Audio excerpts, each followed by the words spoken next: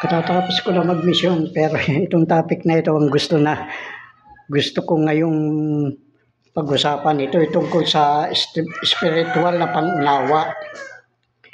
At kailangan palaguin natin ito upang magkaroon ng kakayahang maintindihan ang mga malalabong bagay tungkol sa spiritual. Sa totoo lang, lagi nababalot ng mga pagtatalo at mga debate ang mga spiritual na katotohanan dahil ito ay malabo sa karamihan, hindi nila nauunawaan. Sapagkat binulag ni Satanas ang pag-iisip ng mga hindi sumasampalataya. Maraming ang nanampalataya sa atin pero ang iba naman ang kanilang sinasampalatayahan. Maaring kapwa nila tao o di kaya mga spiritual na hindi nila kilala. Kaya nagkakaroon ng maraming binhi si Satanas. Kailangan ang tulong ng kataas-taasan na tanging siya lamang ang nagbibigay liwanag sa atin, kaisipan, upang magkaroon ng kakayahan na maunawaan ang katotohanan. Ang problema ng mga tao ay hindi nila kilala yung nagbibigay ng biyaya. O parangalan man. At hindi nila alam na ang kataas-taasan ay maaaring naninibugo na sa mga tao. Dahil lahat ng sinasamba ng mga tao dito sa sanlibutan ay mga anghel lamang. Kuminsan, tao, ayan, si Duterte, yan, si Bongbong, nagbibigay ng ayuda. Pero ang hindi ninyo alam, yung kung na yan ay pag-aari ninyo. Yung mga ipinamimigay nila. Kaya mga tonto kayo, mga Pilipino, mga bugok. Magalit kayo, totoo yan. Kaya ang pinakamabisang armas ni Satanas ay yung panlilin lang. Kaya ang labanan ng spiritual at saka ang labanan ng spiritual ngayon ay hindi yung labanan talaga, hindi yung gera, kundi tagisan ng talino.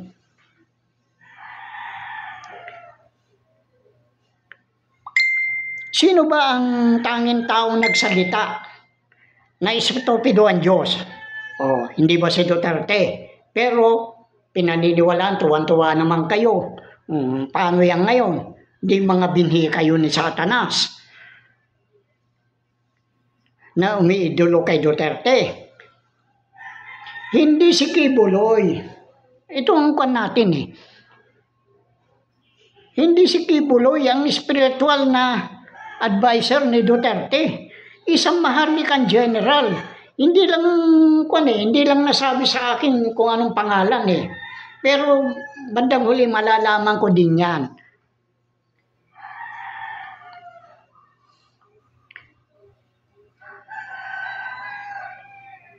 Kaya paano ko paniniwalaan si Kibuloy? Kasi yan mga panlilin lang upang mailigaw kung sino yung spiritual advisor niya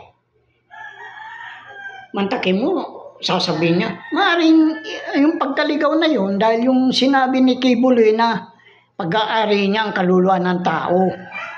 Bugok ka, Kibuloy. Bakit hindi mo ako makontrol kung pag-aari mo ang kaluluwa ng mga tao? Ikaw bulaang propeta ka. Ang tanging papel mo kay Duterte ay yung maging dami ng kanya mga ari-arian. Gaya ni Titangko, yung sinasabi ko na dami ng mga ari-arian ni Marcos. Ang totoo niyan, isang maharlikang general nga.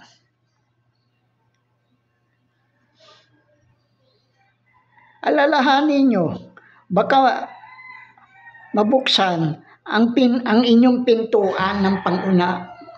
Mabuksan yung inyong pintuan at makapasok si Satanas, kaya kayo nalilinlang. Talagang matindi itong mga labanan na ito. Antakin mo, yung pinaliwanag ko, yung panalangin para kay Poong Duterte, yung unang talata. Ngayon, anong sinabi nila? Ang 7-7 ay si Duterte. Sapagkat ang kanya, Rodrigo Roa Duterte. Hindi siya. Dahil yung 3 ay yung 7 naging 3. Dahil yung nakabatay sa middle initial yan eh. Ay sa apelyido ng ina. Ngayon, ikinumpara nila kay Abraham Lincoln. 16 daw siya si Duterte, pang 16 din na si Abraham Lincoln. Ngayon, kung ikukuan yung 6 plus 1, 7. Yung kwan din, 6 plus 1, 7. Kung kukuan yan, hindi 7-7. Lalabas niyan, 7-7-7-7. Pero ang spiritual wonder boy ay 7-7-7. Kaya nga yung middle initial, yung mahalaga dyan eh. At yan, yung ibinigay ng babaylan kay Marcos. Na 3 Latin words. Ito nga yung spiritualis mirantu vid puer. Hindi naiintindihan ni Marcos. Bugok din yan eh. Wala din alam yan tungkol sa mga bagay ng spiritual. Kasi ang nalalaman lang niya, puro katusuhan. Kung paano mapapasa kanya yung kayamanan. Na nakalaan sa mga mahirap. Hindi ko sinabing pag-aari ko yan. Ang sabi ko, ay nakapangalan lang sa akin. Kaya dapat lang na aking pag-ingatan. Maraming gustong kumuha sa akin, ginugulo ako. Akala nila siguro kaya nilang lugawin ang isip ko. Paglalaroan ko lang kayo. Naging kwan na nga si Marcos, panggulo. May nangyari ba? Kaya nga sinasabi ko, yung tungkol doon sa clone.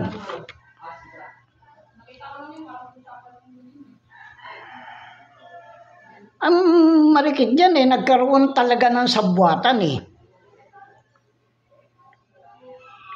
Ang US, China, at saka mga Marcos. Kaya nga sabi ko, ang pagkadala ni Duterte sa Hague ay mayroon silang tinakluban na isang senaryo na mas malaki. Lumitaw yung pagkamatay ni Paulo Tantoco. Kasi ang alam kong dami dyan, huli na nung malaman ko yan ang naging dami dyan sa account ni Irene. Kasi kay Irene mapupunta yung kamahalang anak ni Marcos dyan Yung kwan na nga, yung si Bimbinido Tantoco. Nakamatayan din ni Tantoco, hindi nasabi dahil lihim nga yan hindi niya pwedeng hindi niya pwedeng sabihin kahit na kanino At nakwan naman yan. Binibigay lahat ng Marcos, lahat ng kagustuhan ni Tantoco, maidihim lang yan. Nakamatayan niya. Buong akala nila na kay Paulo ang sikreto. Paulo Tantoco, yung kamahalang apo niya. Pero wala namang alam itong si Paulo Tantoco. Kaya nga, hindi droga. Sabihin ko sa inyong totoo, hindi droga ang inineksyon kay Paulo Tantoco, kundi truth serum. Pero na-overdose. Nagkaroon ng epekto yung sa utak niya. Kaya dyan siya namatay. At maaring may kinalaman ito kasi may mga balita ako na itong pinalabas ko sa reel. Sino bang itong Marcos na ito? Dahil yan gumagamit ng maraming alias yan. At ang alam kong nakabase yan doon sa Balisin Island. na pag-aari ng Upland Leisure Company. Na siya, ang tunay na may-ari niyan ay Roberto Ungpeng. Sino ba si Roberto Ungpeng? Siya ang Minister of Finance noong panahon ni Marcos. Kaya diyan, ang pwede lang makapunta diyan ay yung mga members lang. Gaya nung nagpakasal ito si Chis Escudero. Ano nangyari nung magpakasal itong si Chis Escudero? Di kay Evangelista. Doon sila. Kaya yan, magkakasabwat lahat yan. Kaya nga hindi natin masabi kung yan ay clone o anak ni Marcos sa ibang babae.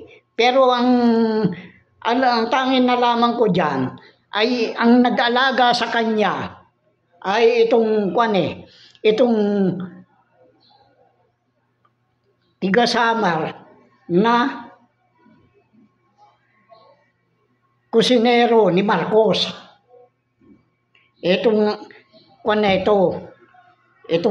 sinasabi kong Marcos na ito. At doon din sa Pulilio, kasi yung Balisin Island na yan, nandoon yan sa Pulilio Island, nakaharap yan sa Pacific Ocean, na maaring katapat niya na itong Infanta o di kaya itong Real Quezon. At diyan din, nagkaroon ng Shabu Laboratory dyan. Ngayon, nung sa Pulilio Island nga, ewan ko kung sa Balisin yun o sa Bordillos. Ngayon, upang iwasan ng mga tao yan, dahil ayaw nilang madamay, kaya hindi nagpupunta dyan sa Bordillos yan. Na ang pinagsakyan ng Shabu ay yung ambulansya. At ang nahuling kwan dyan, yung mayor ng Pulilio Island. Di nakita na ninyo ang mga koneksyon.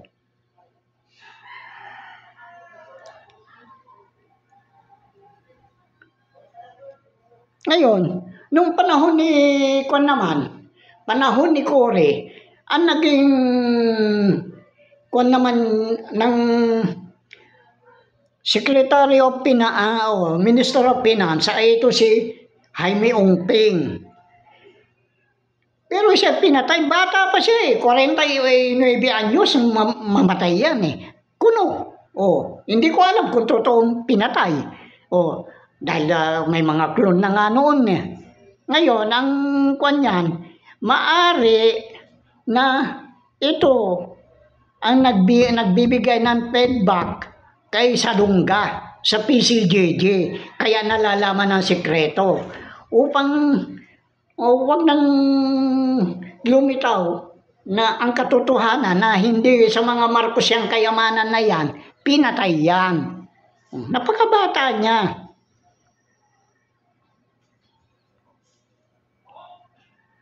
Kaya wala nakaalam hanggang sa araw na ito, maliban sa akin, nalaman ko na ito, kaya ibinabalita ko naman sa inyo na yung dami account na yan ay mapupunta kay Irene pag binuksan ko. Kaya napakaingat ko, hindi ako bara-barabay. Kasi napakaselan. Hanggat hindi ko nakukuha kung sino ang dami account ni Irene, hindi ko kan. Pero ang ginawa ko, sumulat ako doon sa PNB Naga. Ang gusto naman ng PNB Naga, permahan ko at saka doon ako pumunta sa main office ng PNB. Bakit ako pupunta doon? Wala naman doon ang sekreto. Kasi oras na binuksan ko yung kayamanan na yan, sasabayan din ng pagbubukas itong bugok ng mga Marcos na ito. At ang balita ko dyan sa Marcos na yan, kung pumirma yan, kaliwat kanan ang ginagamit. 2 perma. Yung kaliwa niya, maring yung pangalan niya, o yung isa kaliwa, yung isa kanan, yung pangalan niya. Yan ang pinipirma. Kaya nga sabi yung dokumento na sinasabi ni Lady Min, pinag-aralan ko yan. Kaya nahuli yan dahil sa kadaldalan ni Lady Min. Masyadong paneto, parot. Kaya nga yung Pico de Loro, ayan, kumanta siya. Handwritten daw. Handwritten dahil nga ang pipirma ay yung kaliwa at saka kanan. Kaya hinanap ko yan. Di pa, ikaw na ngayon may kasalanan, Lady Ming, kaya nalantad yan. Baka patayin ka. Sabi mo, ako nagpapatay sa'yo. Hindi. Sa aking pagmimisyon, ay nakuha ko itong tungkod tungkod ng masama na siyang sentro ng mga kaharian Kasi, kaya ako nalaman, kasi pag ako inutusan, pupunta muna ako, pag sinabi, punta ka sa lugar na yun, pupunta lang ako sa lugar na yun. Pero, ang instruction na ibibigay sa akin, pag nandoon na ako, kasi naka-standby ako doon sa Ordaneta, punta daw ako ng Ordaneta. Hindi naman ako pwede kuwanan sa mga kakilala ko o kuwan. Kasi marami akong kakilala dyan sa Pangasinan Merong mga tiga-Lingayen, merong tiga-Ordaneta, merong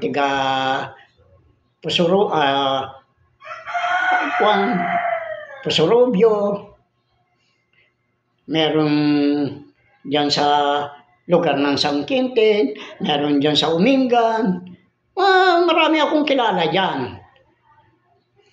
Kaya iyan ang kuwan ko. Hindi ako pwede makipag-ugnayan sa kanila hanggat hindi tapos ang misyon ko. Ngayon, habang nakaupo ako doon, dahil nag-aantay ako ng instruction kung anong kuwan, may isang bakla. Nagtatrabaho siya daw sa call center. Ang nakabase daw sila sa Amerika. At ang kwan niya sa akin, isa din akong bakla dahil mahaba daw ang buhok ko. Kaya hindi siya nakwan. Kako iho, hindi ako bakla. Hindi, nagkapalagayan loob kami. Di nagkwento siya na nagkwento yung tiyahin daw niya, mahusay mambarang. Bakit kako? Basta pinabayaan ko siya ng magkwento kasi palagay na yung loob sa akin Naging kuwan kami, naging close na kami sa saglit na oras sabi niya, pinakamatinding mambarang sa Pangasinan yung tiyahin niya. Ako naman, ganun ba? Anong ginagawa niya? Ay, naku, pag nagalit yung tao na yun, patay kagad. Kaya lang hindi niya magalaw yung papa ko dahil hindi naniniwala. Kanya. Mabuti yung ganun kako. Para hindi siya pag-initan. Kasi yan, pag nakukuhan na siya dyan, yung pinakamalapit na kamag-anak, papatayin din niya. Pag bumalik sa kanya. Pero wala na, huli na. Yun ang kuwan ko. Kako, di ang kuwan ko, na tunugan ko, kailangan puntahan ko muna ang San Manuel, Pangasinan. Dahil yung patron ng San Manuel, meron doon San Roque na naiuugnay sa patron ng bayan namin sa Zambales. Kaya yun ang una kong pinuntahan. Pagkatapos, tuloy ako ng Ordaneta, tuloy na naman ng San Manuel, Tarlac. At doon ko nakita ng kaibang puntod na kasing taas ng 7 tayo, mga halos sa 7 feet o 8 feet na taas. Yun ang kinuwang ko. Kaya ang kuwang ko dyan, May nakita akong parang tapal na bagong kwan na lupa. Kinuwit ko yon. Nakita ko yung mga anay kaya pinakuan ko. Kaya ang mamaya ko na ikwento yung mga pangyayari. Pagkatapos noon, tumuloy ako sa San Leon, doon sa kwan ng Balungaw. Yung banda roon nung papasok ng yung parang sombrero ng kwan ng bundok. May pinako doon at kinuha ko din. Pagkatapos tumuloy naman ako ng Asinggan dahil tiga roon nga yun eh. Nagpunta ako doon sa Asinggan pero wala doon. May mga kinuha akong manggang hinog. Katulad din nung pinuntahan ko doon sa kwan na mga manggang hinog na nabubulok sa San Manuel. Pero yon mga kinalabaw. Dahil yung kwan nga yung inistambayan ko, pinag-istambay ako doon sa lugar na may kalabaw, doon sa market ng Ordaneta. Kaya yun ang nakuha ko, 3 mangga yun. Ngayon, nung makuha ko na naman sa Asinggan, may pinulot ako na 2 mango na apple mango. Oh, yun siguro, yun nakuha ko naman doon sa kanyan. Doon sa Palanan ni Isabela, kaya apple mango. Na yung loob, makinis nga yung mansanas, pero nung alisin ko yung balat, hibla ng patola na magulang na. At doon, lumampas naman ako, kundi lumampas ako sa Asinggan, papunta naman ako doon sa gaya sa San Leon, lumampas din ako sa San Leon. Kaya ganun din ang kuwang ko. Kailangan lumampas din ako ng Asinggan. Papunta doon sa bayan ng Santa Maria. At doon sa bayan ng Santa Maria, doon ko nakuha yung tungkod ng masama. Yun Kaya lang mas mataas sa akin. Ay mas mataas kaysa sa tungkod ko. Halos kapantay ko. At yun sinunog ko. Yung pagkasunog na yon, lahat na nakuha ko doon at tinipon ko. Kaya nga, nung makuha niyan, may yung nga ang sabi, dahil nung matapos ko yung misyon ko, tinawagan ko yung kakilala ko eh. Ang sabi ko sa kanya, pakibalitaan mo nga. Nagpunta ako sa kwan. Meron ka bang kamag-anak dyan sa San Manuel Tarlac? Meron kanya. Pakibalitaan mo nga kung ano ang yung feedback. Kung may nangyaring hindi maganda doon sa bayan ng Santa Maria at saka bayan ng Lanot. Iyon ang pinuntahan nila. Tinawagan niya. Ang sabi sa akin, nangitin daw yung mukha. Kaya nagtatakip sila ng mukha. Sabi niya, tawa-tawa, naalala ko yung sinabi mo na tatay, ang unang tatamaan yung mga mangkukulam. Kaya kasama yan sa paglilinis eh. Kaya yun ang itim ang mukha. Gaya nung sinabi ko kay Duterte, maraming namatay na walang salang dugo. Dahil lamang sa dragon war mo, ang sabi mo, sagot mo sila kung makapatay sila. Kaya ngayon, ang sabi ko naman sa iyo, magiging unggoy ka, kaya nangitim. Kaya naglabasan ang mga clone ni Duterte. Yan ang sinasabi ko na sa inyo. Naglabasan ang mga clone ni Duterte. Kaya yung pagpunta niya sa China, clone yun. Pagkatapos, yung pagpunta niya dito, hinuli siya, clone din yun. May nag-switch lang. Yun si Esperon na yan. na clone. O, ngayon, dinala siya sa nangangatog ng tuhod niya dahil baka hindi na siya makalabas. Kaya, siguro nalaman ninyo, naging maitim na yung mukha ni Duterte noon eh. O, ganyan ang nangyari dyan sa mga mangkukulam dyan sa dyan sa Tarlac. Pasensya sila. Gumagawa sila ng hindi tama eh. Minsan kasalanan din ng tao, pero sila nagpapabayad naman. Marami daw sila doon na nangitim yung mukha. Kaya pwede ninyong verifyin yan kung totoo dahil binalita lang sa akin ng isang kakilala ko doon.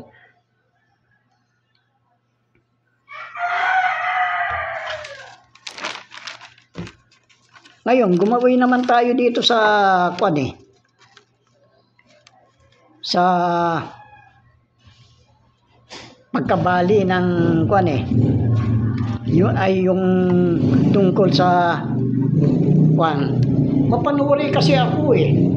Tinitignan ko yung kung anong pwedeng itayong pabrika na para ma-segregate ang pabrika dito sa Maynila.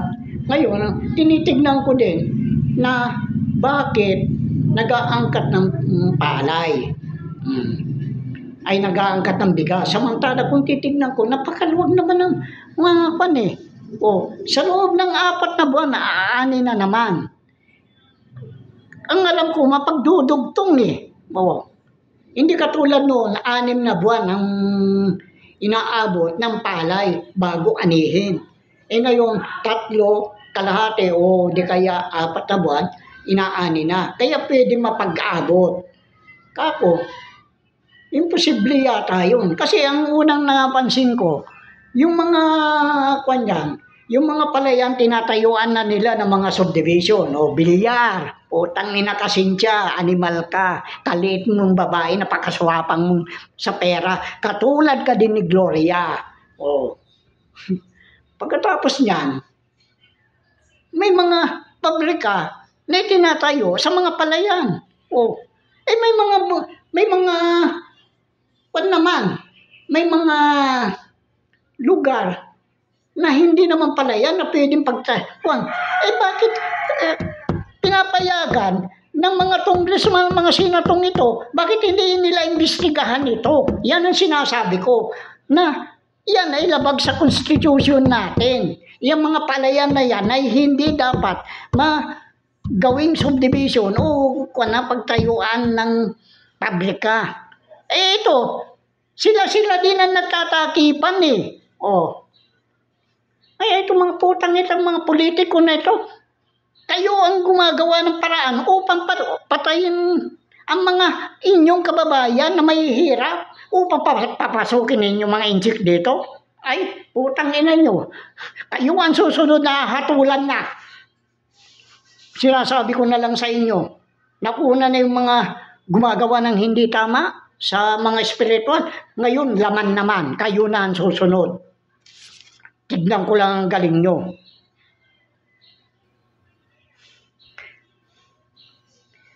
Kaya nga napakahirap ito nangyayari sa para tayong ang nangyayari unti-unti nilang pinapatay ang Pilipino eh. Kaya yung mga binibenta nilang bigas ngayon ay mura na. Dahil malapit nang mabulok eh. Yung hinord nila, ibibenta nila ng mura na at bibilhin nila ng mas mahal naman. Sa buwatan ito na naman, bibili nila ng mura na yung bigas, kaya mumurahan pa nila. Kaya may mga nagpapakamatay na magsasaka dahil sa lugi. Yan ang totoo niyan. Pero yan, nung panahon ni Marcos, binibili yan, yung mga gandang bigas, pagkatapos ini-export niya sa ibang bansa. At bibili naman siya ng halos hindi na makain. Ganyan ang nangyayari. Pati binlid ba naman, ipapakain sa atin? Putang ina nyo, tandaan ninyo, yung ginawa ko, napakahalaga yon, nung misyon na yon. Kaya nga ang tawag ko din, ang mga Pilipino ay parang pinitpitan. Ano ba yung pinitpitan? Di yung manok, babalahibuhan mo, pinapalo-palo mo hanggang maging magkuha na yung katawan niya ng puro dugo. Nagpantal-pantal na. Pagkatapos, papatayin, ihiyaw. Yan delikasy yan ng mga tiga Cordillera. Pero ang tawag ko dyan ay hindi pinitpitan, kundi killing me softly. Yan. Kaya, kuwan itong mga animal na yung mga politiko na ito at mga negosyanteng inchik maaring ginagawa niya hanggang ngayon. Kaya nga namimili sila ng mga palayan, doon nila itinatayo ang pabrika nila. Ay hindi nila alam, hindi si Salvacion ang magti-trigger ng serum dashboard. Dahil ako, sinasabi ko na lang, ako ang magti-trigger ng serum dashboard. Pero ako tahimik lang. Dahil nasa akin ang kapangyarihan, yung international immunity.